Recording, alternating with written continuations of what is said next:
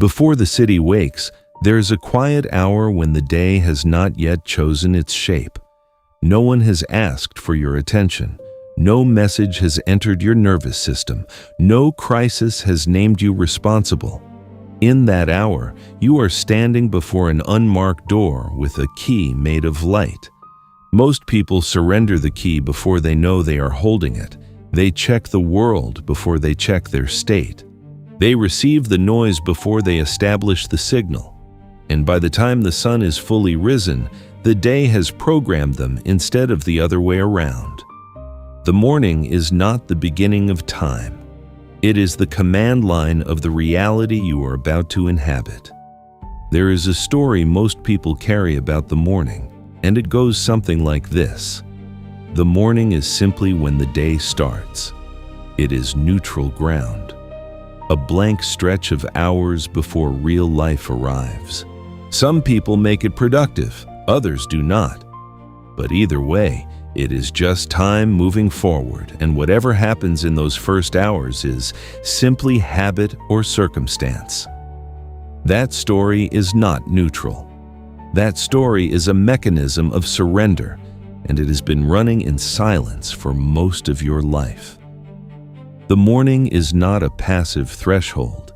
It is not a corridor you walk through on your way to the actual day. It is the most active, the most receptive, and the most consequential window your consciousness moves through in every 24-hour cycle.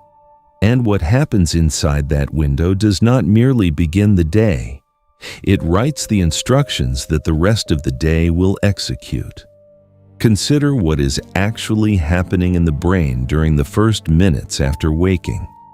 The nervous system is transitioning from a state of deep unconscious receptivity into conscious awareness. That transition is not instantaneous. It is a gradient. And during that gradient, the boundary between the subconscious layer and the conscious surface is thinner than at almost any other point in the day. The subconscious is not guarded. It is open. It is listening for what comes next. What comes next writes the code. This is not a metaphor invented for the purposes of this archive. This is the architecture of how you work. The first sustained emotional state, the first dominant thought, the first identity you confirm upon waking, the first external signal you allow into your system. These are not passive experiences that pass through you without consequence. They calibrate the instrument you are about to use for the next 16 hours. Most people believe they are simply waking up. What they are actually doing is setting a frequency. Think of a radio transmitter being switched on before dawn. In those first seconds, before any station is tuned, the transmitter is open. It will carry whatever signal is introduced first at the strongest possible amplitude. If the signal introduced is static, noise, or the frequency of another station entirely, the transmitter will amplify that noise across the entire broadcast day. Not because it chose to, but because it was open and something entered before the operator arrived to set the channel. You are the operator, and every morning the transmitter opens before you remember that you are standing beside it. The belief that mornings are routines is the most dangerous misconception in the archive. A routine implies repetition without consequence. A routine implies that the actions can be changed or skipped without altering the fundamental structure of the day. But the dawn window does not work that way. What happens in the first programming window of the day does not merely repeat. It compounds. The same morning pattern, repeated across weeks and months, does not produce the same result on a neutral timeline. It deepens its own groove. It reinforces its own architecture. It makes itself more difficult to interrupt. This is why there are people who have tried every strategy, read every book, watched every teaching, and still find themselves living the same emotional version of the same day for years at a time. Not because they lack discipline, not because the universe has withheld something from them, but because the code is being written at dawn, and no strategy introduced at noon can fully override instructions encoded at the root. Reframing dawn as the first programming window changes everything about how you relate to the morning. It means the morning is not passive, it is initiatory. It means those first moments are not wasted if they are quiet. They are sacred precisely because they are quiet. It means checking the world before you have established your signal is not a small, harmless habit. It is the transfer of authorship. And authorship of the day, once transferred, is extraordinarily difficult to reclaim before sunset. What you are about to enter is called the Dawn Protocol. This is not a morning routine in the way that phrase is commonly understood. This is not a checklist of wellness habits. This is not a productivity system designed to extract more hours from the day. The Dawn Protocol is a sequence of metaphysical and practical steps that together accomplish one precise objective: to ensure that you are the one who writes the first instructions of your day, rather than allowing the world to write them for you. The protocol rests on 6 pillars, and this archive will walk you through each one in full. The first pillar is silence, the intentional creation of a pre-input window where no external signal is permitted to enter the nervous system before the internal state has been established. The second is attention, the deliberate direction of your awareness toward what you have chosen to amplify, rather than what the environment reflexively offers. The third is identity, the practice of consciously confirming who you are before the day can suggest otherwise. The fourth pillar is intention, the act of selecting one aligned signal and committing your frequency to it before action begins. The fifth is action, the first deliberate movement that is congruent with the identity and intention you have already confirmed. And the sixth is protection, the construction of a perceptual boundary that guards the calibration you have set against the disruptive incoming frequencies that every ordinary day will deliver before noon. By the time you have fully absorbed this archive, you will understand why the first thing you reach for in the morning is one of the most consequential decisions you make. You will understand why certain days feel as though they were lost before they began, and why other days seem to carry an interior current that keeps moving forward despite friction. You will understand the relationship between the subconscious window at dawn and the pattern of events that unfold in the hours that follow. You will also receive the full diagnostic framework, the one that shows you how your current morning pattern is reflected in the repeating textures of your days. This is not about judgment. This is about recognition. The pattern is already visible. This archive will give you the language to read it. The examples will be specific and recognizable. You have lived some of them. You have felt the aftermath of them without understanding their origin. After this archive, you will not be able to unsee the mechanism. Once the system is visible, it cannot fully disappear from your awareness again. That is the nature of metaphysical literacy. The pattern, once decoded, becomes a permanent reference point. Then, the protocol itself will be taught in complete detail, not as a rigid performance to be executed under pressure, but as a living sequence to be understood deeply enough that it becomes instinct. The goal is not perfect execution. The goal is the internalization of a principle so fundamental that even an imperfect version of the protocol produces measurable effects on the shape of your day. This archive will also address the distortions, the productivity obsession that turns sacred morning practice into an anxious performance, the perfectionism that causes people to abandon the protocol after a single failed morning, the false signals that masquerade as discipline but are, at their root, forms of avoidance. These distortions are common, they are seductive, and they are specifically addressed here because the protocol is not useful if it is immediately corrupted by the very patterns it was designed to dissolve. Finally, this archive will extend the protocol into territory beyond the standard morning, into creative days, difficult conversations, recovery after chaotic nights, manifestation periods, and the deeper work of long-term identity recalibration. The Dawn Protocol is not a morning habit. It is a lens. And once that lens is ground and fitted, you will see the calibration opportunity in every threshold the day presents. You are standing right now at the threshold of this codex.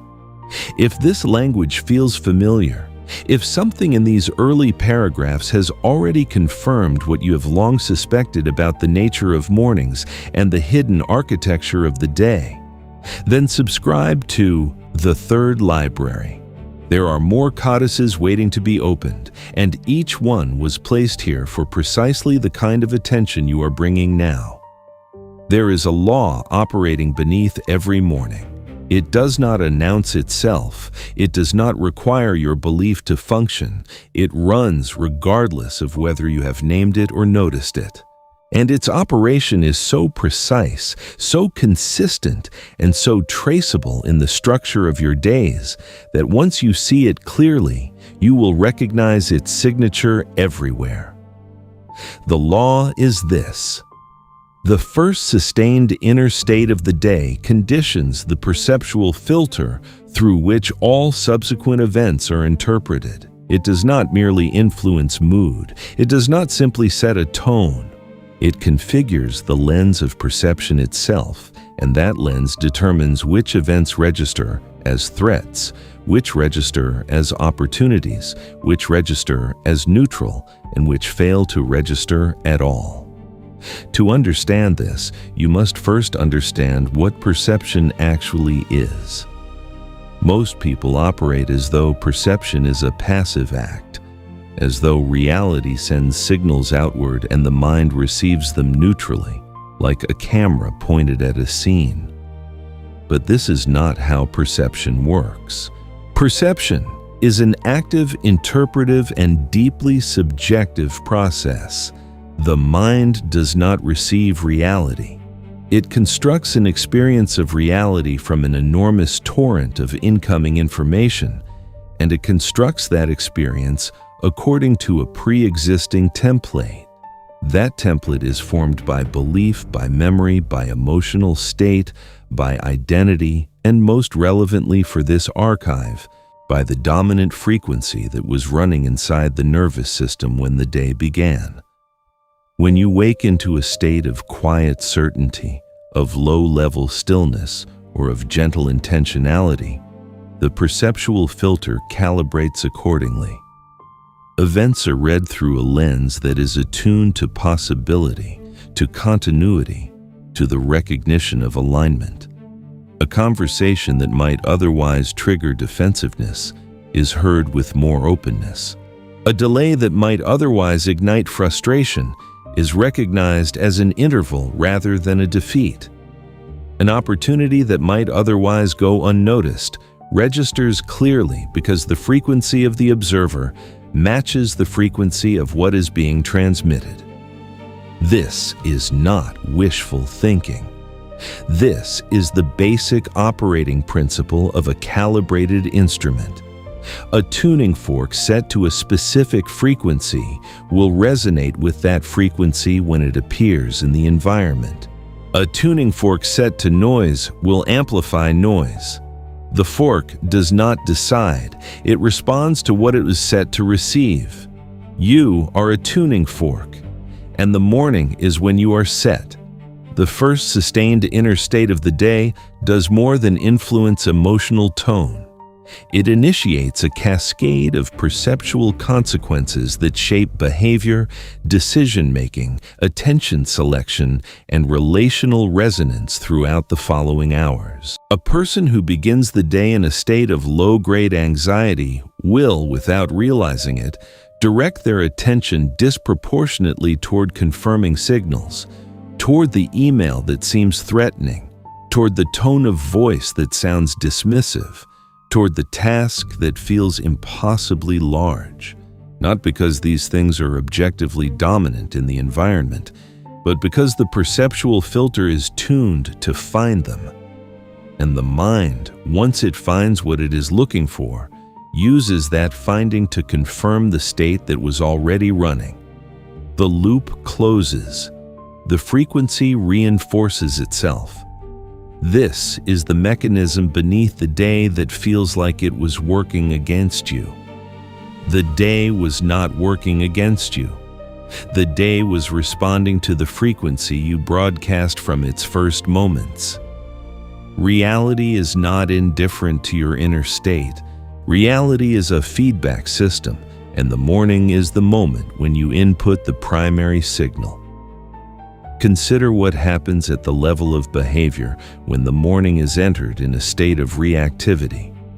A person who is woken into urgency, who has immediately absorbed the notifications and pressures and noise of the external world, begins making decisions from that urgency. They respond to what is loudest rather than what is most aligned. They move faster but with less direction. They spend more energy on managing incoming demands than on generating outgoing intentional action. By midday, they are in a state of depletion that feels earned but is not. The depletion was not produced by the demands of the day. It was produced by the absence of a signal at dawn. This is a critical distinction. The exhaustion many people feel by evening is not the product of how much they did. It is the product of how much they were moved by the environment rather than how much they moved with intention. The reactive day is inherently more costly than the intentional day because the reactive day spends its energy on compensation rather than creation. The law beneath the event also operates at the level of opportunities. This is a dimension that most people entirely miss. When the inner state is calibrated at dawn, there's a quality of noticing that becomes available, the kind of noticing that catches the window that only opens briefly, the conversation that could shift a trajectory if engaged with at the right moment, the quiet intuitive signal that says, "Go this way, contact this person, pause before sending that message." These signals exist throughout the day, but they are only detectable when the perceptual filter is clear. A filter clogged with reactive noise from the first hour of the day cannot detect subtle signals. The bandwidth is already occupied, and so the opportunities pass, not because they were absent, but because the instrument was not calibrated to receive them. The law also operates in the domain of identity. Every morning, there is an implicit question being answered, and it is being answered whether you engage with it consciously or not. The question is, who am I today? Not as an abstract philosophical inquiry, but as a lived operational assumption. The answer to that question determines the range of behaviors that feel available, the risks that feel acceptable, the level of communication that feels natural, and the ambitions that feel legitimate. If the answer is set by the environment before you have had the opportunity to set it yourself, then the identity you operate from for the rest of the day will be a reflection of whatever came first. The anxious message sets the identity of the one who must manage and respond. The bad news sets the identity of the one who is under threat. The social media scroll sets the identity of the one who is comparing, measuring, and positioning. These identities are not false, but they are not chosen. And an unchosen identity is an inherited one, and inherited identities carry the frequency of whoever or whatever transmitted them. This is the metaphysical weight of the morning. It is the moment when identity is most malleable, most receptive, and most easily authored by external forces. Which means it is also the moment when intentional self-authorship carries its greatest return.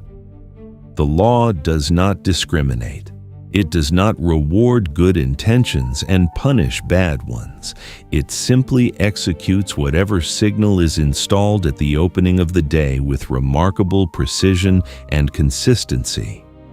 This is what makes it a law rather than a preference. The person who wakes and immediately fills the morning window with noise will experience the consequences of that choice in the architecture of their day with the same reliability as the person who wakes and fills that window with stillness and intention will experience the return of that investment. The morning is not a moral category. It is a programming window. And the law that governs it is structural, not spiritual in any sentimental sense. It is a mechanism. And mechanisms operate according to their design, regardless of how one feels about them. What, then, is the signal that the law is actually encoding? What is it that a well-calibrated morning installs? It installs what could be called a primary orientation, a dominant directional current that the nervous system, the perceptual filter, the decision-making faculty, and the emotional body all use as their reference point throughout the day. When that orientation is deliberately set, the system has a home frequency to return to when disruption occurs. When it is not set, every disruption becomes the new orientation, and the day becomes a series of reactive recalibrations that never fully stabilize. The person who has set their primary orientation before the world enters can be disturbed and return, can receive bad news and continue, can face a difficult conversation and not lose the thread, not because they are unaffected, but because the signal is strong enough to persist through interference. This is the solar quality of the morning. The sun does not negotiate with clouds. It does not dim itself in response to interference. It continues to transmit its frequency regardless of what passes between it and the earth. A morning protocol properly understood and executed installs a solar quality in the nervous system, something that continues to transmit its signal throughout the day, beneath and through whatever weather the hours deliver. The law beneath every event of your day, then, is this: the first signal wins.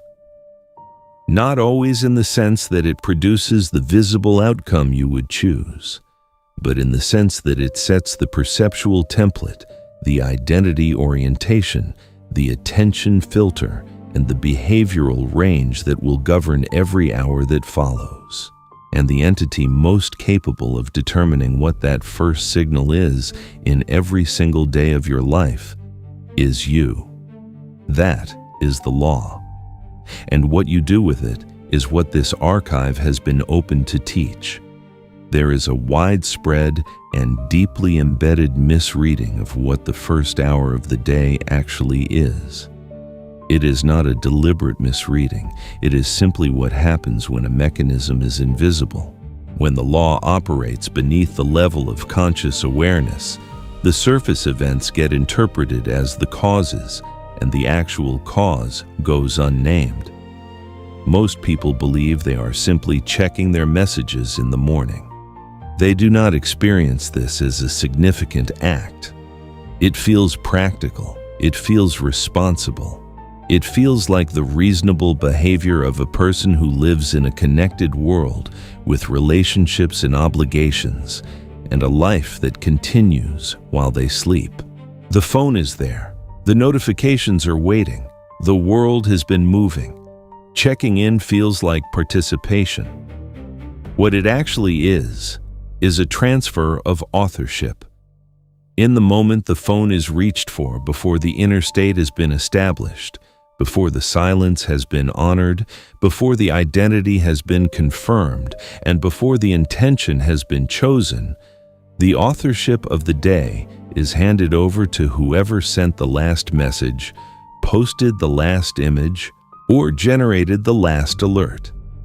The person picking up the phone believes they are gathering information. What they are doing is installing the first signal of the day from an external, unchosen, and often unconscious source. Most people do not recognize this because the effect is not immediate in the way they would recognize. If picking up the phone in the morning caused an instant, visible, measurable consequence that could be traced directly to the action, the habit would collapse. But the consequence is subtle and distributed across time. The reactive mood that colors the morning, the slightly compressed creative capacity, the interpretive bias that makes a neutral message feel like a threat. These are not experiences that most people connect to the act of checking their phone at 6 in the morning. They connect them to the message itself, to the person who sent it, to the job that generated the notification. The mechanism remains invisible, and so the misreading persists. There is another misreading, equally common and equally consequential. Many people who recognize that their mornings could be improved interpret the problem as a productivity problem. They believe the issue is that they are not doing enough in the morning, not exercising enough, not journaling enough, not meditating long enough, not completing enough tasks before the day officially begins. And so they build morning routines that are, in their structure, not materially different from the reactive morning they were designed to replace. They are simply reactive to a different set of demands. A morning that begins with a rigid, performance-based sequence of tasks that must be completed in a specific order under the pressure of a timer is not a morning that is authored from within. It is a morning authored by the protocol as an external system. The anxiety of completion replaces the anxiety of notification. The tyranny of the routine replaces the tyranny of the inbox. And the first signal of the day is still urgency, still performance, still the feeling that you are behind or that you must earn the right to begin. This misreading is particularly seductive because it comes wrapped in the language of discipline and self-improvement. It can feel like the correct interpretation. It can feel like the opposite of the reactive morning. But if the first sustained inner state of the day is still anxiety, still performance pressure, still the sensation that something must be accomplished before you are permitted to simply be, then the frequency installed at dawn is still a frequency of deficit. And deficit, broadcast strongly and clearly at the opening of the day, will find its reflections in the hours that follow. Another misreading is the belief that the morning only matters if you are a morning person. This is a categorization that has given a great many people permission to abandon the dawn window entirely. If mornings are a personality type, then those who do not identify as morning people are excused from the law. But the law does not recognize personality types. The first sustained inner state of the day conditions the rest of the day, regardless of whether the person experiencing that state preferred to wake at 5 in the morning or 11. The window exists at whatever time waking occurs. The mechanism operates at whatever hour the transition from sleep to consciousness takes place. The only variable is the signal that enters the window. There is also a misreading that occurs among those who are spiritually oriented, and it is worth naming precisely because it can masquerade as awareness. Some people believe that because they understand metaphysics, or because they have a general orientation toward manifestation and consciousness, their mornings are automatically protected. They believe that their spiritual beliefs function as a continuous shield that operates even when their morning habits are chaotic, reactive, or unconscious. This is a misapplication of how the system works.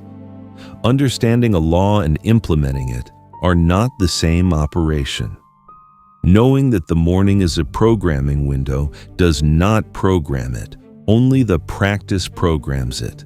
Knowledge without protocol is philosophy. And philosophy, however accurate, does not set the frequency of the day.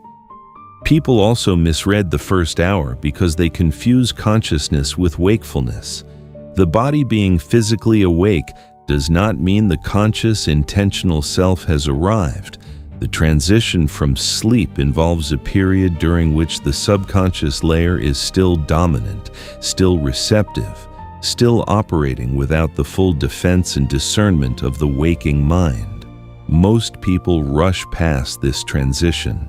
They interpret the physical act of opening their eyes as the beginning of conscious operation. And so they immediately expose what is still an essentially subconscious state to external signals, without recognizing that those signals are landing in a layer far deeper than the surface mind. The misreading, in all its variations, comes down to a single fundamental confusion: the confusion of physical action with energetic consequence. People believe they are doing small, neutral things in the morning, checking a phone, rushing through a routine, scrolling briefly, planning the day while still half asleep. These feel like small, low-stakes decisions.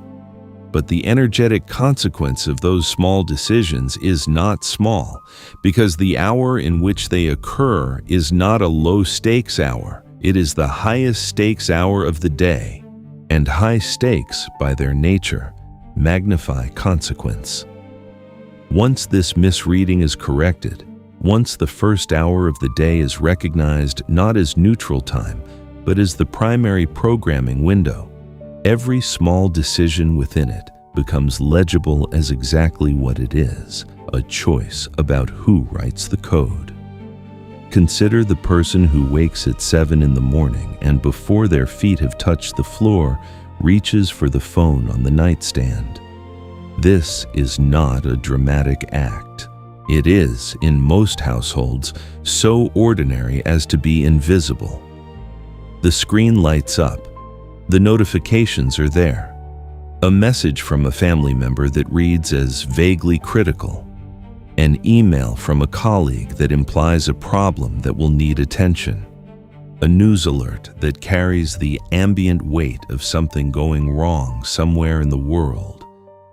None of these things are catastrophic, but within 60 seconds of waking, the nervous system has been introduced to criticism, to professional pressure, and to global anxiety. 3 separate frequencies, each carrying its own emotional signature, each landing in a nervous system that was, just seconds ago, at its most open and receptive. By the time that person is in the shower, they are already rehearsing a response to the family member, already composing the email reply in their head, already carrying the diffuse unease of the news alert without knowing exactly why they feel slightly heavy. They have not started the day yet. They have already been programmed by it. Think about what that looks like by noon. The family conflict that started as a replayed mental conversation has by now produced a slightly shortened emotional fuse. A comment from a colleague is received with less generosity than it might otherwise deserve.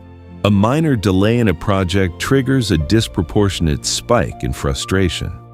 None of these events are explained by the person experiencing them as consequences of the phone they checked at 7 in the morning. They are explained as reactions to the day, to the people, to the circumstances. The origin is invisible. Now, consider a different morning. The same person, same life, same relationships, same job. But on this morning, the phone is not reached for. The person lies in stillness for 3 minutes, not meditating in any formal sense, simply allowing the body to register its own weight, its own breath, its own interior quiet. 3 minutes, nothing more. The difference in the trajectory of the day that follows is not a philosophical abstraction. It is a measurable, felt experience. Not because 3 minutes of stillness solves the family conflict or removes the professional pressure, but because the nervous system arrived at those challenges from a different starting frequency.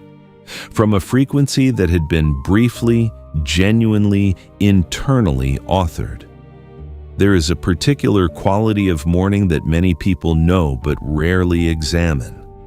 The morning that begins before you are ready. The alarm goes off, and immediately there is the sense of being behind. Not behind on a specific task, behind in some ambient, pressurized way. The day feels like it has already started without you, and you are rushing to catch up with something you cannot quite identify. This feeling is not produced by the alarm. It is not produced by the schedule. It is produced by a nervous system that has not had the opportunity to establish its own signal before urgency entered. The rushing quality that characterizes those mornings does not dissipate by 9 o'clock. It carries. It makes the first meeting slightly more compressed. It makes the first decision slightly less grounded. It makes the body arrive at midday already in a mild state of expenditure that has nothing to do with the work that was actually done. Social media deserves its own examination in this archive because its role in the morning is not merely distracting. It is architecturally disruptive in a very specific way. When a person scrolls social media in the first minutes after waking, they are not simply absorbing content. They are installing a comparison structure. The images they see, the achievements being displayed, the relationships being performed, the bodies being presented, all of it enters the still receptive subconscious layer not as entertainment, but as reference data, as implicit information about where they stand relative to others. The subconscious does not process this as conscious comparison. It processes it as a calibration, and the calibration it makes is rarely flattering. Even when the content is positive, even when the images are inspirational, the mechanism of comparison is running beneath the surface, and what it is measuring is distance. Distance between where you are and where those images suggest you should be. That distance becomes the first identity signal of the day, the identity of the one who has not yet arrived. There is a specific example that may be familiar to anyone who has worked in an environment with high communication demands.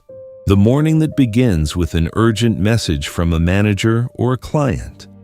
The message arrives, the person reads it, and within seconds their nervous system is in a state of professional activation. The problem needs to be solved. The response needs to be crafted. The day now has a primary directive that was assigned by someone else from the outside before the person has had the chance to determine their own direction. What follows is a day organized around managing that initial external demand. More messages arrive, and they are read through the lens of the first urgency. Everything is slightly more pressurized than it needs to be, because the first signal of the day was pressure. Decisions made under that signal carry its signature. Responses written from that state carry its compressed quality. And by the end of the day, the person feels not only tired, but somehow slightly used, as though the day was not theirs. Because it was not. The example of the anxious waking is worth its own space here. There are mornings that begin not with a phone, but with the mind itself arriving before stillness can be established. The eyes open, and before any external signal enters, the mental rehearsal begins. The day's obligations arrive in rapid succession. The list organizes itself before coffee has been made.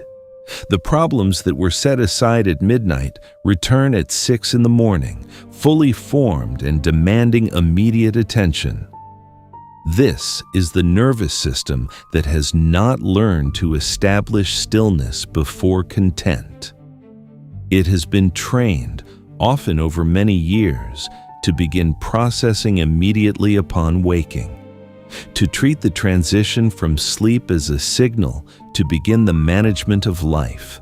And while this may feel productive, it is, at the level of the dawn window, a form of self-programming from a reactive state. The content being processed may be your own content, but the state from which you are processing it is not chosen. It is reflexive. And reflexive processing at dawn installs a reflexive frequency as the first signal of the day.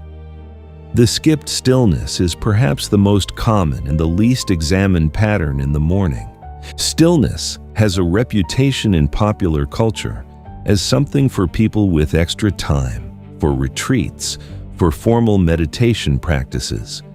It is treated as optional enrichment rather than as structural necessity. But stillness at dawn is not a luxury. It is the precondition for intentional programming. Without it, the program is written by whatever arrives first. Without stillness, there is no pause between the subconscious opening and the external input. And without that pause, authorship has already been transferred before a single conscious decision has been made. People who consistently skip the morning stillness often report a background experience that they describe as never quite catching up, a sense that the day is always slightly ahead of them, that they are always responding rather than initiating, that their best ideas arrive too late, in the evening when the energy has already been spent. These are not personality traits. They are the predictable outputs of a morning pattern that eliminates the pause in which intentional input could occur. There's a moment that many people have experienced, but few have analyzed. The moment when, despite an objectively ordinary or even positive day, a sense of inexplicable flatness or low-grade dissatisfaction persists from morning until night. Nothing went catastrophically wrong. The work was manageable. The relationships were fine. And yet the day felt somehow thin, as though a layer of texture and meaning was missing. This thinness is frequently the result of a morning that was fully reactive and therefore fully borrowed. A day in which every thought, every mood, every decision was authored by an external signal rather than an internal one produces this specific quality of flatness. Because when you are living inside someone else's frequency, even when that frequency is not unpleasant, there is an absence, the absence of the particular resonance that comes from a day that was even partially, genuinely yours. That absence is what this archive is designed to close, not by adding more to the morning, not by filling the silence with better content, but by ensuring that when the day begins, the signal that opens it belongs to you. The day that repeats itself is not an accident, it is a signal. And the signal is not being sent by fate or by a fixed external reality that refuses to change. It is being transmitted from the morning, from the pattern that runs before the day begins, from the code that is written day after day in the first vulnerable minutes after waking. Most people experience the repeating day as an external phenomenon. They feel trapped by their circumstances, by their environment, by the people around them, by the demands of their work. They look outward for the source of the repetition. They change jobs, change relationships, change cities, change routines. And some of these changes produce temporary relief. But the underlying pattern reasserts itself because the pattern is not in the circumstances, it is in the first signal of the day. And that signal travels with the person wherever they go. The same mood that colors Monday returns on Thursday, not because Thursday is objectively similar to Monday, but because the morning that produced Monday's mood is structurally identical to the morning that produces Thursday's. The same quality of attention that turns the Monday commute into a rehearsal of anxieties turns the Thursday commute into the same rehearsal, not because the commute is the same, but because the state from which it is being experienced is the same. This is one of the most reliable diagnostic markers in the archive. If the texture of your days feels monotonously similar, despite changing circumstances, look at the pattern of your mornings. Not at the content, not at what happens during the morning, but at the quality of the inner state that is established, or more accurately, that is never established before the day begins. The repeating conflict is another recognizable signature. There are patterns of conflict that people carry across years and across different relationships that seem to recur with an almost exact structural similarity.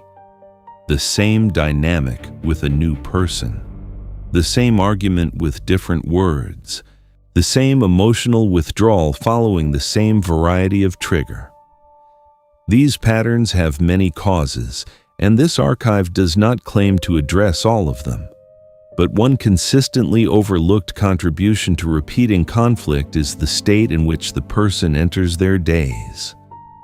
A nervous system that is chronically calibrated to a reactive morning state is a nervous system that arrives at relationships with a shortened threshold for perceived threat.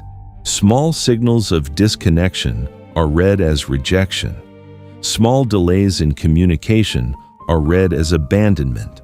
Small differences in tone are read as hostility.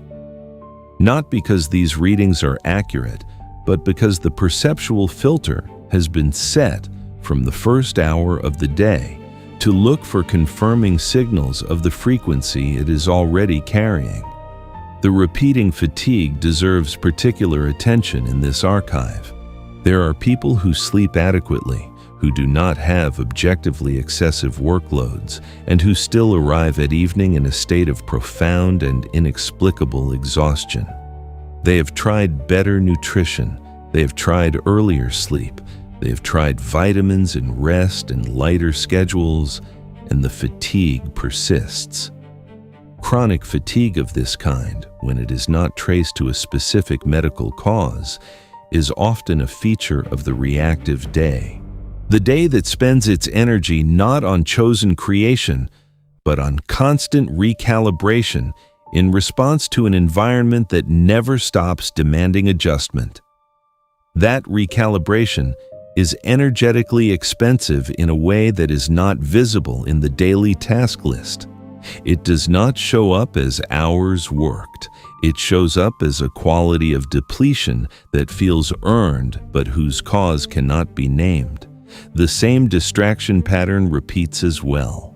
The person who wants to focus but consistently cannot, who begins each day with an intention to do deep work and consistently finds themselves at evening having skimmed across the surface of many things without penetrating any of them, is not necessarily lacking willpower or cognitive ability. They are lacking a calibrated attention. And the calibration of attention, as this archive has established, happens at dawn. A morning that offers no practice in directing attention produces a day in which attention remains at the mercy of whatever signal is loudest.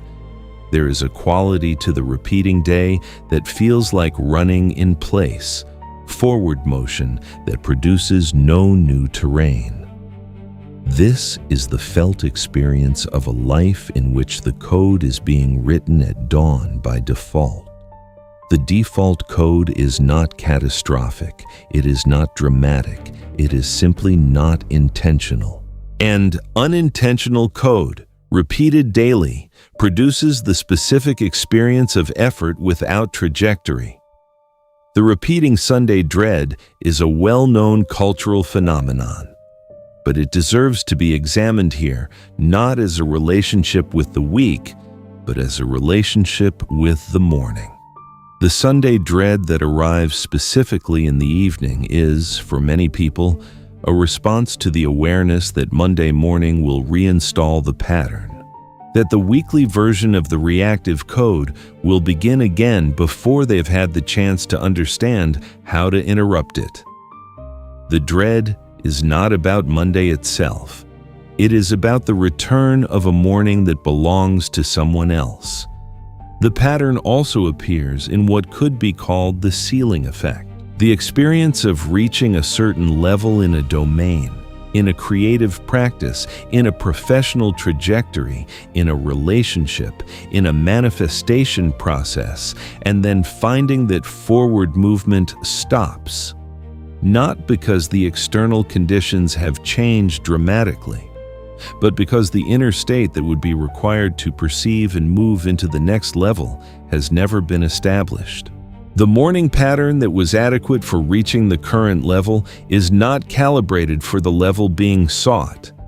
And because the morning is where calibration happens, the ceiling is not in the circumstances, it is in the code. These patterns are not personal failures. They are not evidence of unworthiness or of a fixed fate. They are feedback. They are the reality system using the architecture of the repeating day to communicate a message. And the message is always the same. The signal needs to be set before the noise arrives. The morning needs to be authored before the world speaks. The key needs to be used before the door decides it has already been chosen by someone else. If you recognize any of these patterns in your own days, in your own weeks, in your own seasons of effort and repetition, write the word signal in the comments of this video. Not as a gesture, but as a moment of recognition, a confirmation that this pattern has been visible in your own life and that you are here now to learn how to read it differently. The morning pattern does not merely describe a habit, it reveals a relationship. And that relationship is the most important one you have, because it is the relationship between you and the authority over your own inner state. When the morning is consistently surrendered to external signals, before stillness, before identity, before intention, what is revealed is not laziness and not ignorance. What is revealed is an unexamined assumption about where the source of your state lives. The implicit belief, operating below conscious awareness, that your inner state is a response to outer conditions, that how you feel is something that happens to you rather than something you can initiate, that the morning belongs to whoever or whatever arrives in it first. This assumption is extremely common. It is, in many ways, the default operating system of most of modern life, and it has the quality of feeling obviously true. After all, you feel good when good things happen and bad when bad things happen. The outer conditions do appear to produce the inner states. The evidence seems to confirm the assumption, and so the assumption persists, unchallenged, as the invisible architecture beneath the morning pattern. But the assumption is not a truth. It is a trained orientation. And what the morning pattern reveals, specifically, is how deeply that trained orientation has taken root. A person who cannot begin their day without first checking what the world has to say about them is a person who has, perhaps without realizing it, located the authority over their state entirely outside of themselves. They are not checking the phone because they are irresponsible or unconscious. They are checking the phone because they have been conditioned through years of reinforcement to believe that the world provides the calibration and that the self receives it. This reveals something deeper still. It reveals the nature of the attachment that is operating in the morning. The attachment is not primarily to the phone or to the content on it. It is to external confirmation, to the evidence that the world is still there, that relationships are intact, that obligations are being met, that the self is still recognizable to others. The morning scroll, the morning news check, the morning message check, all of these are, at their root, forms of self-confirmation sought from outside. And this reveals that the self has not yet found a way to confirm itself from within. The morning pattern also reveals the relationship with identity under pressure. A person whose inner state is consistently authored by external signals has an identity that is, in its functional operation, conditional. It changes with the weather of the environment. It is strong when the environment is confirming and fragile when the environment is challenging. This is not a fixed trait, but it is a current reality, and the morning is where it is most legible. When you examine the pattern of what you reach for first in the morning, you are not examining a habit. You are examining a question. The question is, do I trust my own signal? Do I believe that my state has inherent authority, or does it need to be legitimized by what the world is doing? Can I establish an inner orientation before receiving outer information, or does the outer information need to come first for me to know where I stand? These are not comfortable questions, but they are honest ones. And this archive does not ask them to produce guilt or shame.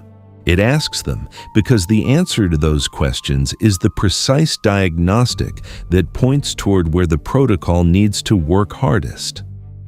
The morning pattern also reveals the relationship with stillness. There are people who, when asked to remain still and quiet for even 3 minutes in the morning, feel an almost physical resistance.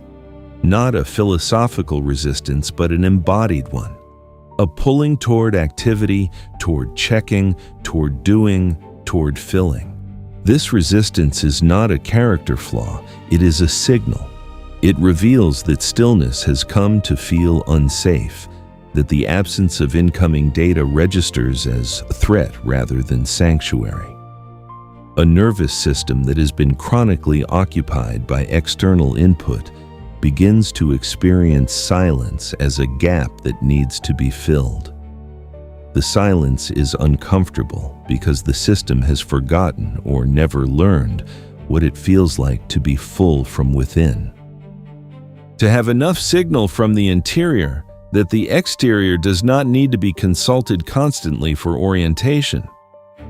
This revelation is important because it identifies precisely what the protocol is healing. Not a productivity gap, not a discipline deficit, but a relationship with the interior self that has been eroded by years of external calibration. The morning pattern also reveals the relationship with time. People who consistently surrender the morning are, in most cases, people who experience time as scarce and always slightly insufficient. There is never enough of it. There is always more that needs to be done than there is time to do it. And this experience of time as perpetually scarce is not an objective feature of the schedule. It is a feature of a nervous system that begins each day already in debt, already behind, already running to catch up with a day that began without a signal.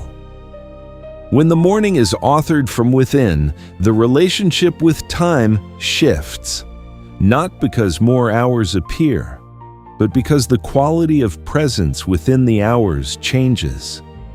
A nervous system that begins from stillness, from intention, from a chosen identity, moves through time differently than one that begins in urgency. The hours feel more elastic. The work feels less like a race and more like movement. And at the end of the day, the depletion, when it comes, carries the quality of completion rather than the quality of defeat. What all of this reveals, taken together, is not a portrait of a broken person. It is a portrait of a person who has not yet discovered that the authorship they have been seeking from the outside was available from the inside all along, and that dawn is the hour when that authorship is most available, most potent, and most consequential. The morning pattern is a mirror, and what it shows for most people who look honestly is that they have been extraordinary receivers and insufficiently deliberate transmitters. The protocol does not ask you to stop receiving. It asks you to transmit first. The teaching of the Dawn Protocol carries with it a specific risk, and this archive cannot in good conscience proceed without naming it clearly. The risk is that the teaching will be received not as a metaphysical protocol for internal calibration, but as another performance standard against which the self can be measured and found wanting. This distortion is not rare. It is, in fact, one of the most common ways that legitimate metaphysical teaching is corrupted in practice. And the morning is a particularly vulnerable territory for this corruption, because the cultural conversation around mornings is already saturated with performance language, with 5 in the morning productivity displays, with cold plunges and journaling streaks and morning ritual optimization, with the implicit message that if your morning is not structured, optimized, and photographically presentable, you are losing at the day. This is not the Dawn Protocol. This is its opposite. The Dawn Protocol is not a performance, it is a practice, and the distinction is not semantic. A performance has an audience and a standard against which it can succeed or fail. A practice has an interior orientation and a direction of movement. The morning is not for your audience. It is for your signal. And anything that converts the dawn window from an interior practice into an exterior performance has already corrupted the first signal of the day. Toxic discipline is a related distortion that deserves its own examination. Toxic discipline is the orientation that treats the body, the mind, and the schedule as problems to be dominated rather than instruments to be tuned. It shows up in morning protocols as an aggressive, punitive relationship with time and with the self. The alarm at 4 in the morning is not symbolic of devotion. The refusal to rest after an exhausting week is not evidence of strength. The compulsive adherence to a rigid protocol, regardless of the state of the body, is not wisdom.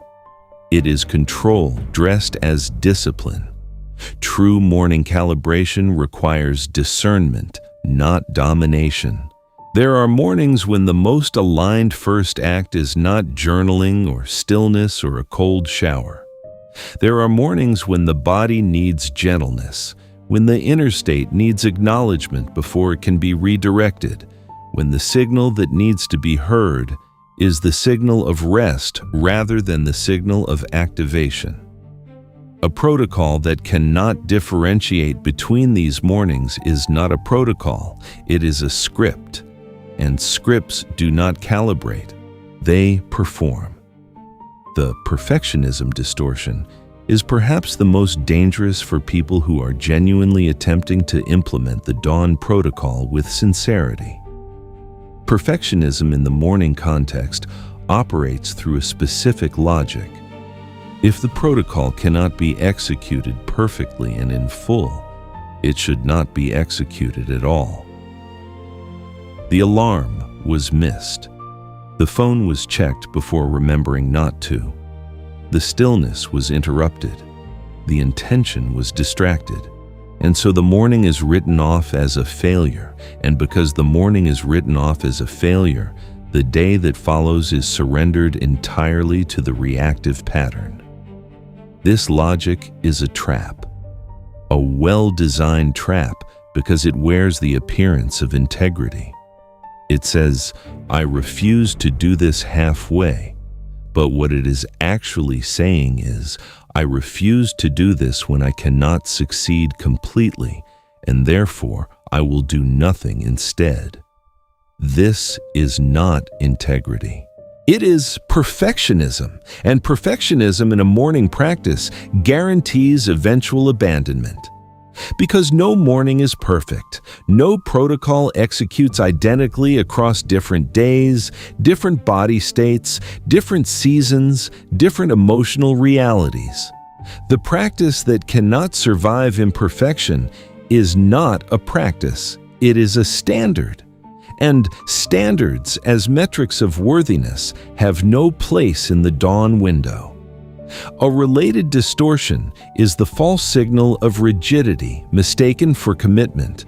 There are people who, once they discover a morning practice that feels effective, lock it into place so completely that it becomes inflexible. The practice ceases to be a living protocol and becomes a fortress. Any deviation triggers anxiety. Travel becomes difficult because the routine cannot be replicated. Illness becomes threatening because the practice cannot be maintained. A partner or child who disrupts the morning sequence is experienced as an obstacle rather than as a part of a living life. This rigidity is not the signal of a well-calibrated morning practice. It is the signal of a practice that has shifted from serving the interior to serving itself. The dawn protocol is meant to produce inner stability that persists through disruption. If the absence of the protocol produces more disruption than its presence resolves, the protocol has become the thing it was designed to dissolve. There is also the distortion of borrowed meaning. This occurs when a person adopts a morning practice not because it genuinely calibrates their interior state, but because it has been endorsed by someone they admire or because it belongs to an identity they want to inhabit.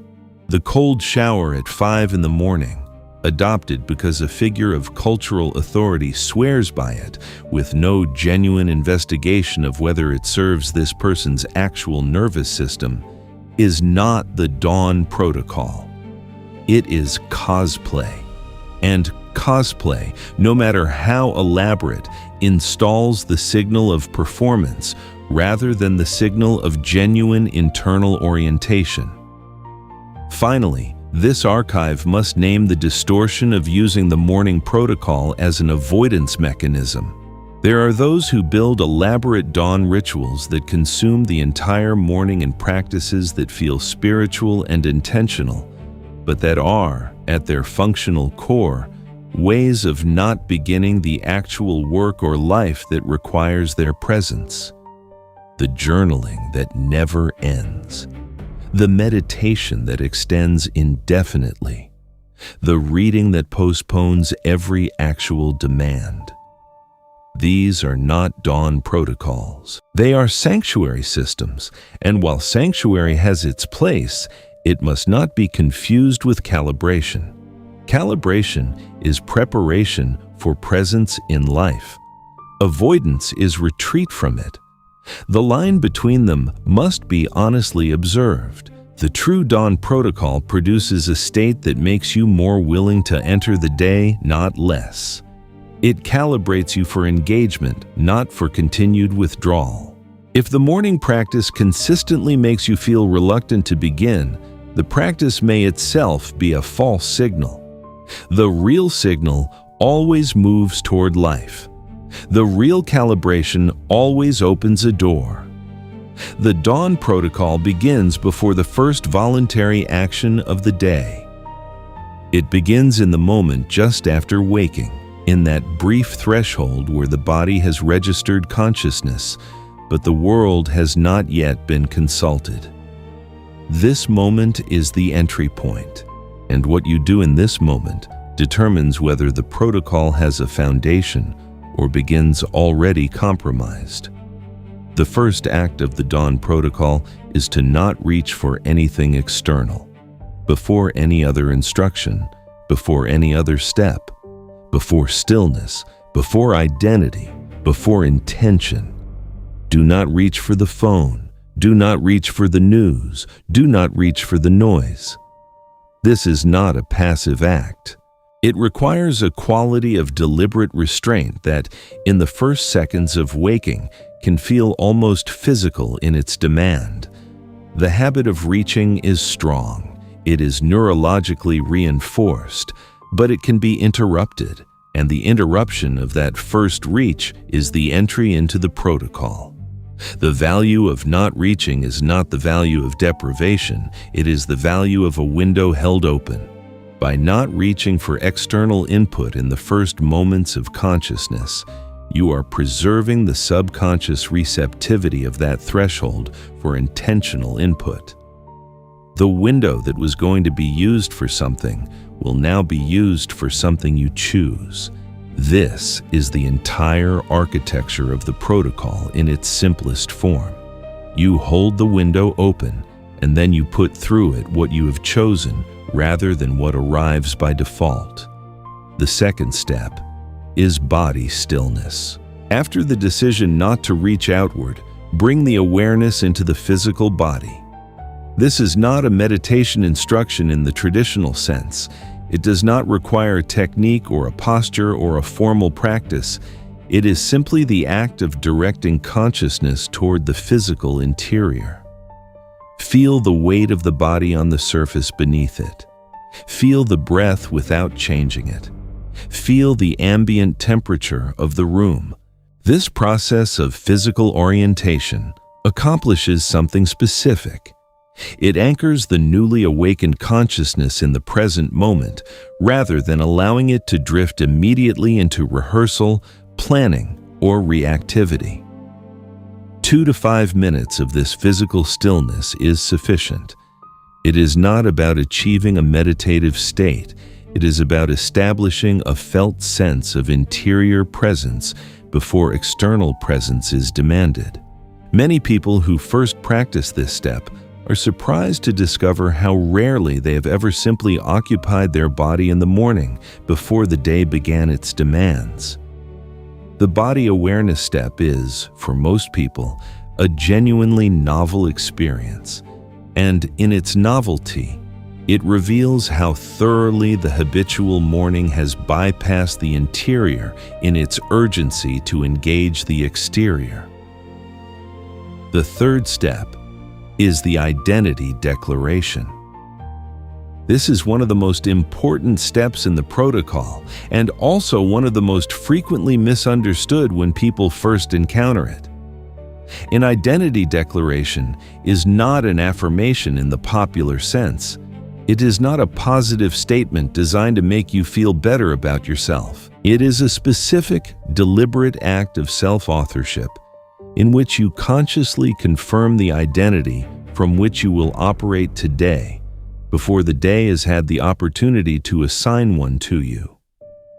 The identity declaration should be specific to who you are at your highest intentional level, not who you hope to become, not who you wish you were, but who you are when you are operating from your deepest alignment. It might sound like, "Today I operate from clarity," or "I am the author of this day," or "I move through this day as someone who creates rather than reacts." The specific language matters less than its authenticity. The declaration must feel genuinely true at some level, not aspirationally distant. It must be a recognition, not a wish. The fourth step is attention selection. After the identity has been established, the protocol requires a deliberate choice about where the attention will go first, not where it will go all day, Not a rigid attention schedule, simply the first direction of conscious attention, chosen with full awareness. This might be a specific project that requires creative thought. It might be a relationship that has been neglected. It might be a physical practice that sets the body's frequency for the day. The specific target is less important than the act of choosing. The first direction of attention, when consciously chosen, encodes a pattern of intentional direction that reverberates through the subsequent hours. The fifth step is one aligned action. Before the day's external demands enter the space, before the inbox is opened, before the schedule is consulted, before the world has made its first request, the protocol requires one action that is congruent with the identity and intention already established. 1. Not a list, not a project. One action, small or large, that is taken from the inside out rather than from the outside in. The writing of a single page, the preparation of a single meal, the completion of a single movement practice, the recording of a single voice note on the insight that arrived in stillness. The significance of this one action cannot be overstated. It creates what could be called the precedent of self-authorship for the day. The first action of the day was chosen internally. This means that the narrative of the day begins with you as the agent rather than the respondent. And this first action precedent is powerful enough to shift the quality of every subsequent action because the subconscious has now registered. Today, I acted from within before acting in response. The sixth step is the protective boundary. Once the identity has been declared, the attention selected, and the first aligned action taken, the world is permitted to enter. But the boundary does not end there. The protective boundary is an ongoing practice of checking the inner frequency at transition points throughout the day. When moving from one context to another, from home to work, from one meeting to the next, from work to the evening, the protocol asks a brief internal question. Is the signal still mine, or has it been handed over? This single question, asked regularly at threshold moments throughout the day, functions as a continuous recalibration. It does not require ceremony. It does not require minutes of meditation. It requires only the habit of noticing, which is itself a form of authority. The person who notices when their frequency has been hijacked is in a fundamentally different position than the person who does not notice until the evening, when the depletion is complete and the source is invisible. The seventh element of the protocol is the evening review. This is not a morning practice, but it is an essential part of the dawn architecture because the morning does not stand alone. It is one end of a daily arc, and the evening review is the other end. The evening review is a brief, non-judgmental scan of the day. Where did the signal hold, and where was it surrendered? Where did the identity declaration remain operational, and where did external conditions overwrite it? What was the most significant moment of reactive loss, and what was the most significant moment of intentional presence? This review is not a performance audit. It is a calibration record. Its purpose is to provide the subconscious with an honest signal about the current state of the practice. The subconscious absorbs this signal during sleep, and it is one of the raw materials from which the next morning's inner state will be assembled. An evening that ends with conscious acknowledgement of the day's signal history is an evening that gives the subconscious accurate input for the next morning's preparation. The protocol does not require a perfect execution of all 7 steps every single morning. It requires an honest engagement with the direction. The direction is the same in every iteration. Establish the inner signal before the outer signal arrives. Everything else in the protocol is a method for achieving that singular objective. When the practice is understood deeply enough, even a shortened, simplified version of it, even 3 minutes of stillness and one conscious breath before reaching for the phone, carries the essential architecture. Because the architecture is not in the steps, the architecture is in the principle of self-authorship before external authorship. The solar key of this protocol is not a metaphor. It is a functional description of what the morning practice accomplishes. The sun does not ask permission to rise. It does not consult the clouds about whether it should transmit. It rises, it transmits its frequency, and the world responds. The dawn practice is the act of choosing to rise first, before the world's noise, before the day's demands, before the crowd of external frequencies that will occupy every other hour. It is the act of transmitting your own frequency while the space is still clear enough to hold it. The person who practices this consistently does not become impervious to disruption. They become resilient within it. They become the one who, when the difficult email arrives, when the unexpected challenge appears, when the day departs from its intended course, still carries a thread of interior signal strong enough to guide the next decision. That thread is what the protocol installs, and it is installed, thread by thread, morning by morning, in the quiet hour before the city wakes. The first and most consequential mistake is checking the phone before the inner state has been established. This mistake has already been examined in detail in earlier sections of this archive, but it deserves its place in the protocol's list of errors because of how reliably and how subtly it dismantles the entire structure. Not dramatically, not in a way that announces itself, but with a quiet, efficient transfer of authorship that happens in seconds and takes hours to reverse. The phone is not the enemy. The timing of the phone is the error. Everything on that screen, the messages, the alerts, the social updates, all of it can be encountered later in the day without significant cost, but encountered in the first minutes of waking before the inner state is established, it costs the day its authorship. The rule is not, do not use the phone. The rule is, do not use the phone before you have established your signal. The distinction is precise, and it matters. The second mistake is overloading the morning routine.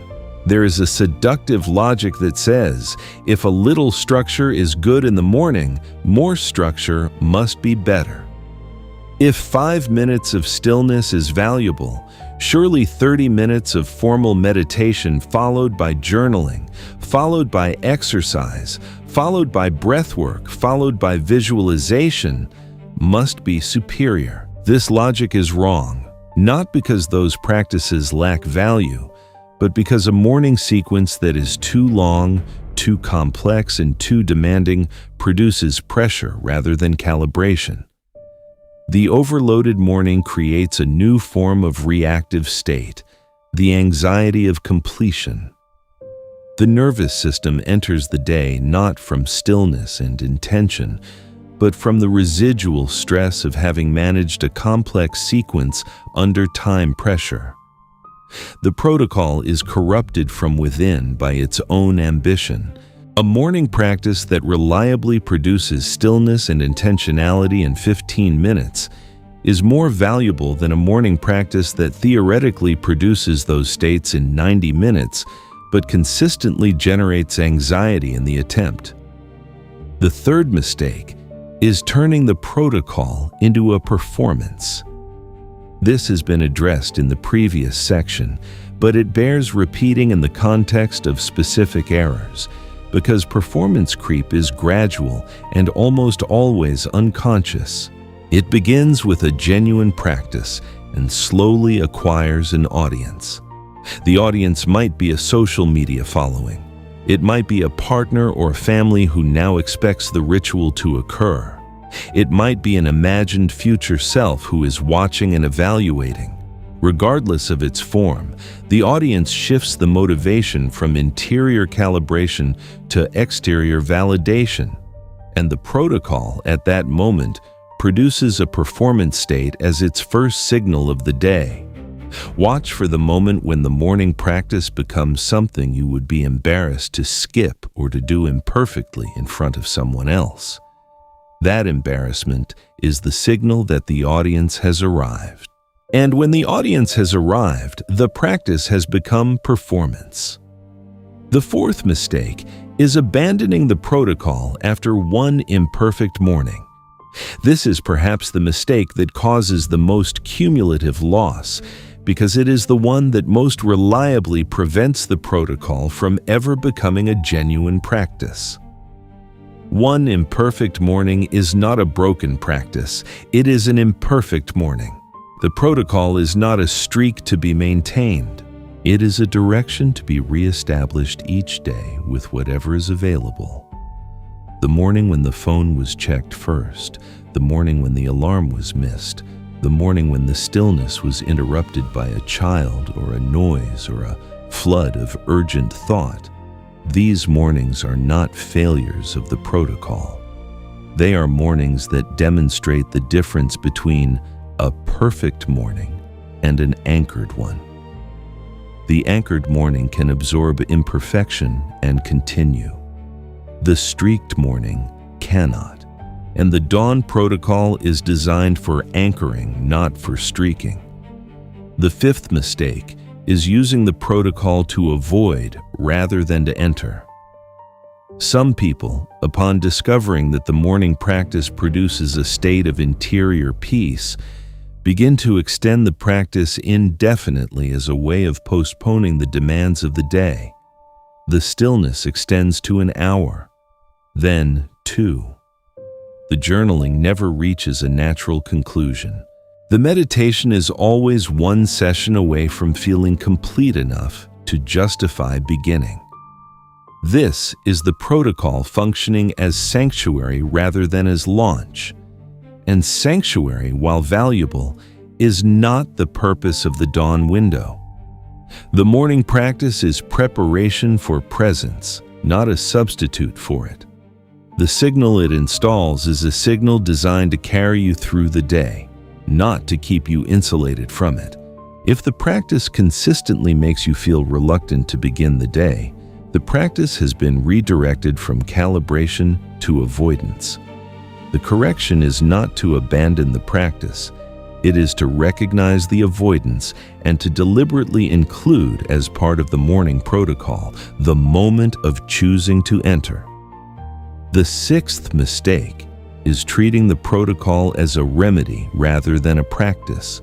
Some people begin the dawn protocol when life becomes difficult, when a manifestation feels stalled, when a relationship is in crisis, when work has become overwhelming. They use it as an emergency correction.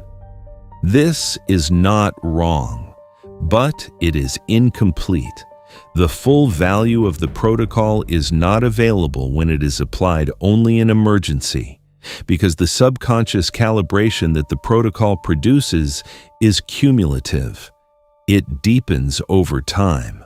A practice of 3 weeks of consistent morning calibration produces a fundamentally different inner architecture than a practice of 1 week of crisis management.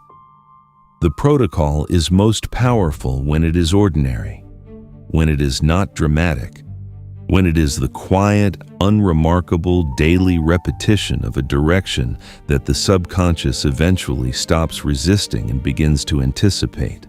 This anticipation, the nervous system beginning to orient toward stillness before the alarm sounds, is the sign that the protocol has crossed from practice into integration. And integration is where the real work of the dawn window becomes permanent. The dawn protocol, once genuinely internalized, does not remain confined to the morning. It begins to reveal its deeper architecture across domains of life that seem, on the surface, unrelated to waking habits. This is the nature of any real calibration. It extends itself into the entire instrument. On a workday, the protocol's advanced application shows in the quality of the first decision. A workday that begins with the protocol active, with the identity established and the intention selected, produces a first decision that comes from orientation rather than reaction. That first decision sets a precedent. It communicates to the nervous system that decisions in this day will be made from the inside out. And that precedent is available throughout the workday as a reference point, particularly when pressure mounts and the reactive impulse intensifies. For creative days, the protocol's role is even more specific. Creativity requires a quality of interior presence that reactive states actively suppress. The creative impulse is quiet. It arrives laterally, through intuition and association and the unexpected connection between distant ideas. It cannot compete with noise. A creative day that begins with the protocol established, with stillness honored and attention deliberately directed toward the creative domain, gives the intuitive signal room to arrive and to be recognized. Many people who struggle with creative blocks are not lacking ideas. They are lacking the interior silence in which ideas can be heard. When a difficult conversation is approaching, the Dawn Protocol provides a specific form of preparation that no amount of strategic planning can replicate. Strategic planning for a difficult conversation is a cognitive exercise. It produces arguments, responses, positions, and anticipated counterarguments. It is useful. But the quality of presence brought to the actual conversation, the quality of listening, of non-reactivity, of genuine discernment in the moment, is not produced by strategy. It is produced by the state from which the conversation is entered. A difficult conversation entered from a well-calibrated morning state is a fundamentally different conversation than one entered from a reactive, depleted, or anxious state. The words may be similar. The quality of the encounter is not. During active manifestation periods, the protocol functions as a daily alignment check. The law of assumption requires that the assumed identity be consistent enough to become the operating identity of the nervous system. Morning by morning, a consistently established identity declaration aligned with the assumption being held builds the subconscious architecture that manifestation requires. The morning is not a substitute for the full practice of assumption, but it is the daily renewal of the inner state from which that assumption must operate. A manifestation practice without a morning calibration is a foundation built on sand. The assumption is installed consciously, but undermined daily by the reactive state that replaces it before noon. Recovery after a chaotic night requires a specific adaptation of the protocol. A night of poor sleep, of emotional difficulty, of physical discomfort, or of disrupted rest produces a morning body that carries the residue of that disruption. The protocol on such a morning is not the aspirational version, it is the minimal viable version. The single breath before the phone is reached for. The 5 seconds of body awareness before the day begins. The 1 sentence of identity declaration, however brief. These minimum gestures are not a defeat of the protocol. They are its most honest expression in a difficult moment, and they matter more, not less, when the morning is hard. Because the morning when the signal is most difficult to establish is the morning when the precedent of attempting it carries the greatest weight. The protocol's application to long-term identity recalibration is perhaps its most profound advanced dimension.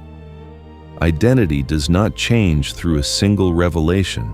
It changes through repeated, consistent, daily acts of self-authorship that gradually shift the subconscious template from which all behavior, all perception, and all interpretation emerges. The Dawn Protocol, practiced consistently over months, does not produce a different morning. It produces a different person, not dramatically, not all at once, but in the quiet, cumulative way that a river changes its bed. The daily signal of self-authorship eventually reroutes the entire channel through which the life flows. This is the deepest promise of the protocol. Not a better morning. A different relationship between the self and the day. Between the inner state and the outer world. Between the signal and the noise. A relationship in which the signal is consistently authored from within, carried with consistency through the hours, and recognized at the evening as having been, even imperfectly, genuinely yours. There is a quiet hour before the city wakes. You know this hour now in a way you did not when this archive began. You know that the day has not yet chosen its shape in that hour. You know that the door is unmarked. You know that the key is made of light, and now you know what the key actually is. It is not a technique. It is not a checklist. It is not a morning ritual photographed for an audience or a discipline performed for an imagined standard. The key is the act of establishing your own signal before the world establishes one for you. The key is the decision, made in the first minutes of consciousness, to be the author rather than the receiver of the first frequency of your day. This is not a dramatic act. It will not feel significant in the moment. It will feel quiet, ordinary, perhaps slightly inconvenient when the old habit pulls toward the phone, toward the noise, toward the outside. But the quiet act of holding the window open and putting through it something chosen, something intentional, something genuinely yours, is one of the most powerful things a person can do in a life that is constantly offering to be authored by forces other than the self. The door that appeared at the beginning of this archive was unmarked because its nature is determined by who opens it and how. The same door, opened reactively, leads into a day that was written before you arrived. Opened with intention, with stillness, with a declared identity and a chosen direction, it leads into a day that has your signal woven through it from the first hour. Most people will spend their entire lives believing that the day happens to them, that the mood is a response to events, that the trajectory is a product of circumstances, that the morning is just the beginning of time. This archive was opened for a different kind of person, for someone who has sensed, perhaps for years, that there is a mechanism beneath the surface of the ordinary day, a code being written somewhere they could not quite see, and who needed only the language to read it. You have that language now. The dawn window is visible. The first signal has been named. The protocol has been given its structure and its direction. What happens next is yours. If this codex found you at the right time, keep it close. Return to it when the morning becomes difficult. Return to it when the days begin to repeat and the signal feels lost. Return to it when the key seems to have disappeared. Because the key does not disappear. It only waits for the moment when you remember that you are holding it. The command line is open. The morning is not the beginning of time. It is the beginning of the day you are choosing to inhabit. And now you know how to choose it.